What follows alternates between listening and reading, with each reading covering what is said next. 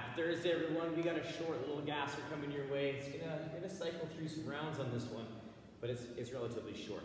So before we get to that, let's talk about what we got coming up. We got a dynamic triangle with 3 to 5 a side, windmill with 3 to 5 per side, quad plank with 3 at 10 seconds, and a half Turkish get up from 3 to 5 a side for 2 rounds. We got a cool little work set there. It's gonna get your core set up, your shoulders kind of fired up, a little bit of rotation work as well. So take your time with this piece. If you want to add a third round in there, please be my guest. Take it down. It's worth it. We want to make sure you're good to go and those shoulders and arms are ready for action. After that, we're going to move into some lower body focus, some goblet squats, 3 to 5 at a 3-1-3, narrow squat, 3 to 5 at a 3-1-3, foot assist pistol, 3 to 5 per side, and then dumbbell sumo deadlift high pull for 1, plus dumbbell snatch for 1. You do that 2 to 3 times per side, working through that little complex of those movements. You'll hit that again, 2 rounds. We're going to throw down a practice round to get you guys fired up, get your heart rate ready. That will be on the workout description, so check that out. And then we're going to move into this AMRAP. The AMRAP is only 7 minutes, so we want to make sure that we are good and ready. Our heart rate is up, we're ready for action, so we can hit this 0 to 100 and just maintain for 7 minutes. What we have is 10 air squats, 5 burpees, and then 2 alternating dumbbell snatches. So yesterday we did some squat thrusts to kind of work on that explosive positioning. Today we're going to add in the push, give ourselves an extra day between that push-up workout plus yesterday, and then moving into a full burpee today, but there's only 5 per round. The snatch today, if you do have access to heavier dumbbells, can go a little heavier. There's only 2 per round, so it's just going to be 1, alternate, bam, 2. So that's all you have to do for the snatch. So you're going to cycle through these rounds pretty darn quick. But even if you do decide to go heavier on the snatch, you should be able to do 2 back-to-back.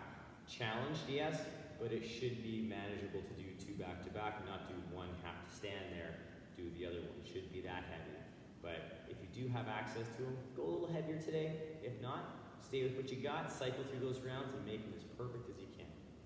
Let's get you warmed up. Let's get you ready for action. We'll have fun with this quick little gasser. We'll see where it takes us today. All right, let's warm that body up. Let's get those feet under the hips. We'll take the arms big and tall. We're going to shrug those shoulders up towards the sky. We'll come back down with the arms and then reach to one side. Nice long stretch.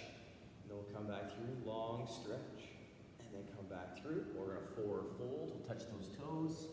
We're going to walk with those shins, nice flat back. We're going to come back down, framing the foot. We'll step back into your lizard lunge, nice and square in those hips. Take that inside hand all the way to the sky. We're going to rotate forearm to the floor. We'll come back up, big stretch. Then we're going to rotate forearm to the floor. Come back up, and then rotate forearm to the floor.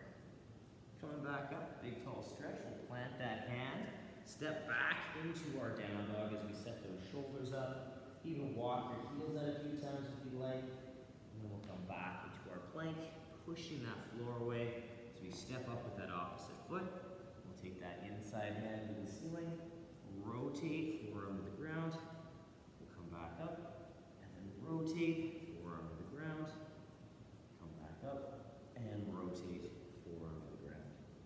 Take that arm back to the sky. We'll plant the hand. We're going to step back into our down dog, reaching those hips. And then again, if you like to walk the heels back and forth a few times, stretching up the calves from yesterday, you can. Back into our plank, tiptoeing those feet up.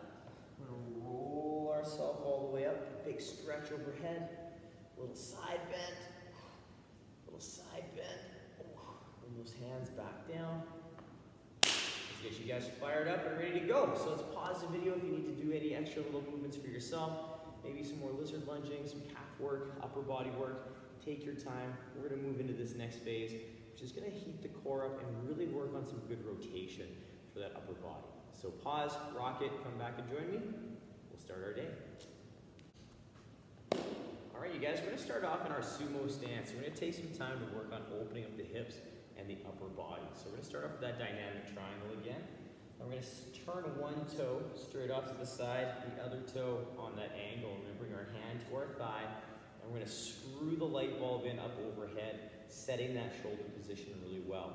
My hips are on this angle and they're going to stay there As I draw my hip back into the heel, I'm going to slowly take my hand down my shin.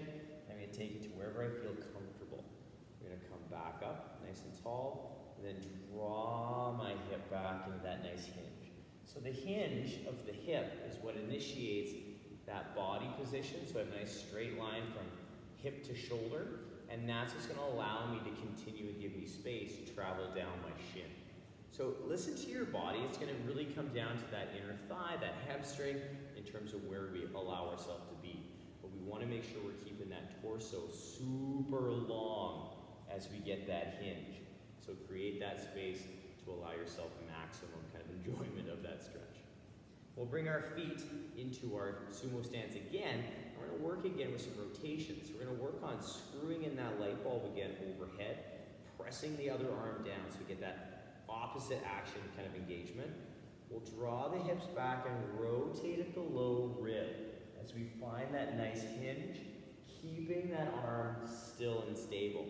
Remembering that the armpit's going to end up facing this way as we rotate, but it's because we're rotating at the low rib, not at the shoulder itself. The shoulder is locked in place and super strong and stable there. We're going to hit 3 to 5 reps per side with that. And I want you guys to keep in mind, you do not have to touch the floor to make this rep complete. I want you to focus on that shoulder and only taking it down as far as you feel comfortable. So if that's kind of mid-range, mid-shin, awesome, take it down there. If you want to put a little target down there like a stool, you can do that as well to make sure you're not going too deep in terms of your shoulder positioning.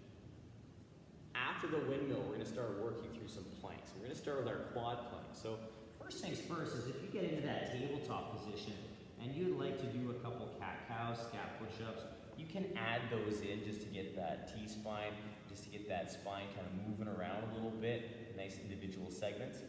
But if you'd like to do that, please add those in. We have 3 reps of 10-second holds for this. So what we're going to do is grip the floor, shoulders are going to be over top of the hands. My knees are under my hips and my toes are curled under. I'm going to push my shoulders up to the ceiling, and I'm going to pull everything into my center line as I lift my knees up off the floor. I'm pushing through the floor, pushing with those hands, and I'm going to pull everything to my belly button, which is going to create a lot of tension through my core, through my midsection. Nothing's going to move in terms of my hands and my feet. They're not going to shift forward, but you are going to feel a slightly different engagement through this midsection as we hold that position. You might even find that you tremble a little bit as you engage that kind of pulling together positioning. In between those reps, like I say, if you want to add in some cat-cows, thread the needle, scat push-ups, please be my guest. It adds a little extra into that warm-up that's going to give your shoulders and body a chance to get some extra movement in there just to kind of get yourself prepped. And it's a nice little break in between those quad planks. After the quad plank, we're going to move into a kneeling position for a half Turkish get-up. So what we're going to do is we're going to get into this nice stacked lunge position. Our knee is going to be over our heel, our back knee is going to be under our hip, and we're going to have a dumbbell, if we'd like or not, in the arm that's matching the leg that's in front. Like our windmill, I'm going to press that dumbbell up to the ceiling and I'm going to push my other hand down towards the floor to get some good engagement through the body, and then I'm going to hinge to the side, bringing that hand down. So I'm in this kind of side plank position, actively pressing through this stabilizing arm so my shoulder's strong, and I'm pushing up to the ceiling with that dumbbell or empty hand. So even if we don't have a dumbbell in that hand, I want you to engage that arm like you do. That arm is always pointing up to the ceiling, regardless of what direction our torso is pointing. So there's some very strong similarities between the the dynamic triangle and the windmill. So I want you guys to embrace those key points that we practice standing in this kneeling position as we work through the Turkish get-up. We have 3 to 5 per side. These don't have to be overly heavy, but we want to play around with a movement that's going to allow us to focus on stabilizing through that shoulder. As a quick recap, we have a dynamic triangle of 3 to 5 per side, 3 to 5 windmills per side, quad plank of 3 at 10-second holds. If you want to add in some cat-cows or anything like that in between those reps, you're more than welcome to. And then half Turkish get-up, 3 to 5 per side.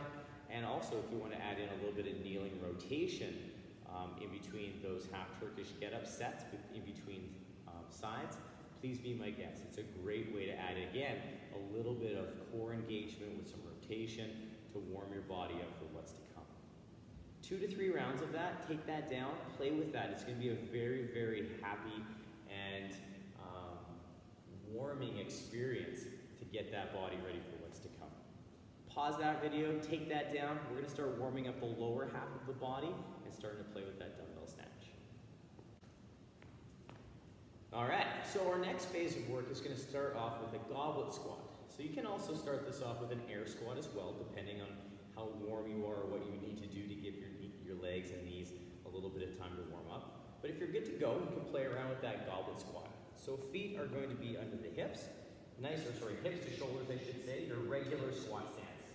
I'm going to push into the dumbbell a little bit, keeping my body engaged. I'm going to pull those ribs in so I keep a nice neutral torso. I'm going to draw the hips to the heels. Those knees going to track those toes. I'm going to try my best to stay as flat-footed as I can, keeping the weight through the midfoot.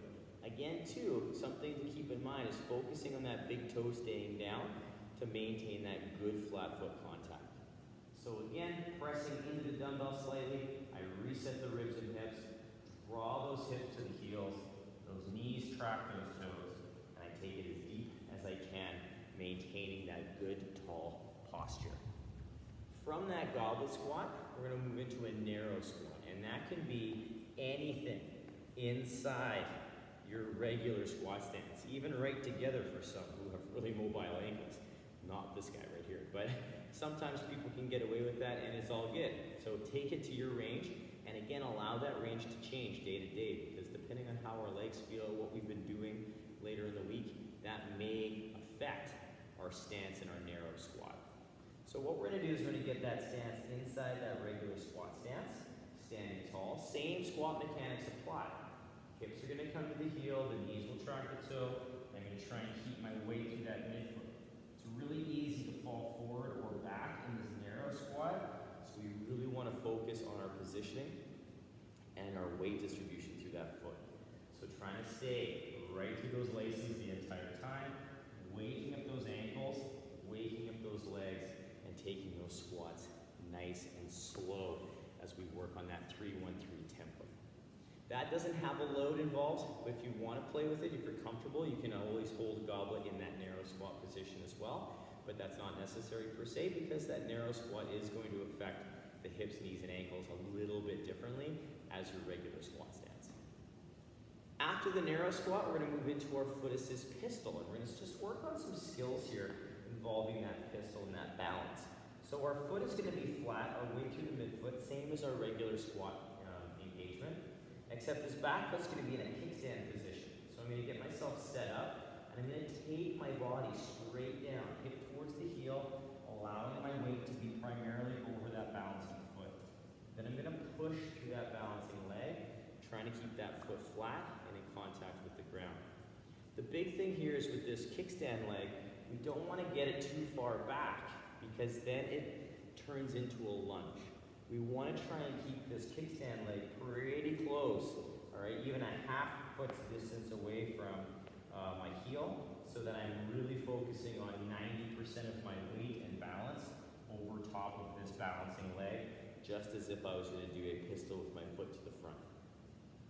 Now, if that's getting easier, you can load that kickstand position in a goblet position, or we can start shifting. If you've done some reps with that weighted pistol and you're getting really comfortable with it with some different loading, you can take that foot and plaster it right to the back of the heel so it's off the ground.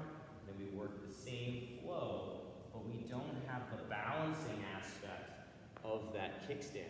We still have the foot assist to keep the hips square, but we don't get the same effect as we would if we had the foot on the floor. From there, that's getting easier. You can goblet squat or load that in the goblet position as well to challenge that single leg balance even more. So build that progression over time, and you never know. It might be months before you move to the next section, but we want to focus on building that kind of pistol pyramid, nice and slow with a good foundation, and that foundation comes from our air squat and our kickstand position. So focus on those key points, build that positioning, and take it through. After though, once we get all that squatting work done, we're gonna focus our attention to the dumbbell snatch. And what we're gonna do is we're gonna start off with a sumo deadlift high pull. So I'm gonna do the first rep facing the camera so you can see, then I'll do one profile. So I'm gonna get myself down in that down position. My hips are gonna be a little lower, my chest is gonna be a little higher. I'm trying to stay as square as I can to the floor. I'm gonna push through those legs and drive, allowing that dumbbell's momentum to come up. I'm just gonna guide it towards the sternum, but I'm gonna pull it to the outside position of my chest. So it's almost like my thumb is going towards my armpit, and that's gonna put the dumbbell in this nice open position for my dumbbell high pull.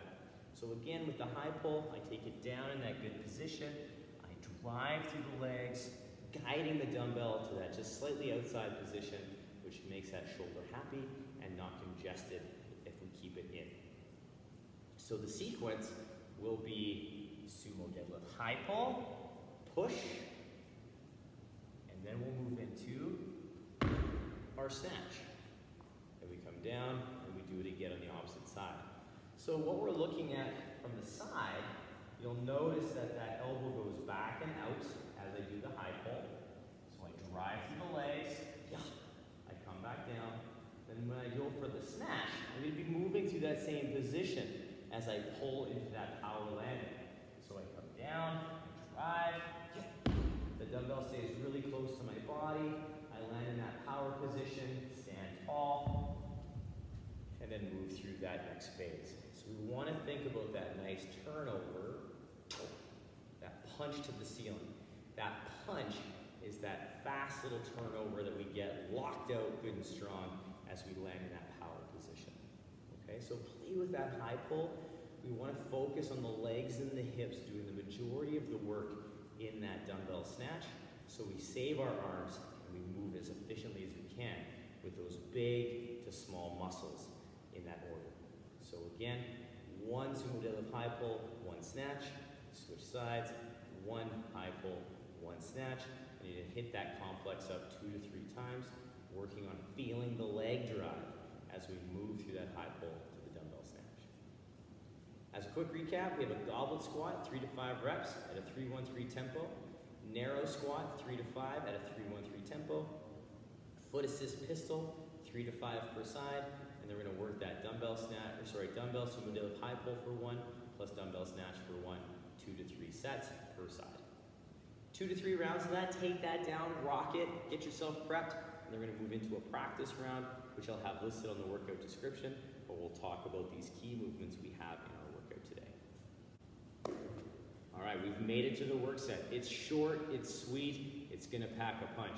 And we've done most of these movements except for the burpee in today's warm-up. So most of these movements are just gonna be a chance to feel it at speed, make sure we're comfortable with what's happening in the order of operations, and then we can start into the workout. So our workout today starts with an air squat. We've done a bunch of different type of squatting to get ourselves prepped, but the air squat, we wanna get out with those feet to about hip to shoulder width apart. The toes are gonna be slightly turned out so those knees contract the toe. We're gonna take the hips towards the heel, keeping those feet nice and flat. We want to make sure we're attempting to hit our depth and our range that we have on every single rep. So if you want to use a target for this one, please be my guest. It'll keep you honest, it'll keep you hitting that same depth every single time, but play with it and work on some good quality air squats. Right after that squat, we're going to move into 5 burpees. And we've done some push-ups earlier in the week, we've done some squat thrusts yesterday, now we're moving into the full burpee or squat thrust in today's workout. So 2 variations of the burpee. We bring the hands down, we jump back, we lower, we come up. The other variation, we bring the hands down, we step and lower, and then we step up. Or any combination of those 2 things. You can jump back, step back, jump up. Key things we're looking for though is that good tight core midsection and keeping that elbow stacked over top of the wrist. So we're trying to keep that nice tripod that we build and love in our push-up positions in our burpee as well to help stabilize the shoulder and effectively press our bodies up. Now with the squat thrust, we have a slightly different focus. So what we're gonna do is we're gonna come down, jump our feet back into that plank, jump them in, stand tall, or we can step back and step in, or any combination of those two things. So unlike the burpee, where we're coming down, stacking that elbow over the wrist, we are gonna stack our shoulder over top of our hands. And basically from head to waist, that is completely still and static, where the legs in the squat thrust are the dynamic piece. They'll jump or step back into the plank, we'll jump them back in, nice and strong, and then stand up tall. So we want to try and create a nice, strong kind of box from head to hip of just stable and tight, so the legs can do what they need to do effectively and efficiently.